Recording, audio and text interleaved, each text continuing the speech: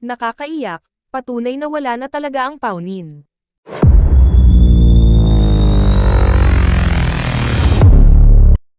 Ikinadismaya ng maraming mga fans ni Paulo Avellino at Janine Gutierrez ang hindi pagsipot ng actress para magbigay ng suporta para kay Paulo Avellino sa nagdaang premiere night ng pelikulang pinagbibidahan nito kasama ang beauty queen actress na si Kylie Verzosa. May mga tagahanga pero naman ng tambalang Paunin ang naniniwala na hindi pa naghiwalay ang dalawa at naglaylo lamang ang mga ito para sa pagpopromote ni Paulo Avellino at Kim Chiu sa kanilang mga teleserye. Subalit, tila naduraj ang kanilang mumunting pag-asa sa pagkakaroon ng relasyon ni Paulo Avellino at Janine Gutierrez nang hindi magpakita ang aktres ng pagsuporta para kay Paulo Avellino para sa pelikulang Elevator na nag-premiere night nitong April 23, 2024. Dahil dito tila natuldukan na ang mga haka-hakang may relasyon pa rin ang dalawa.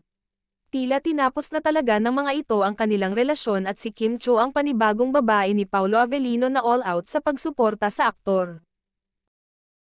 Kaagad namang binalikan ng ilang mga netizens ang naging isyu noon kina Janine Gutierrez at Kim Chiu kung saan hindi umano nagpansinan ng mga ito sa isang performance nila sa Asap Natin To.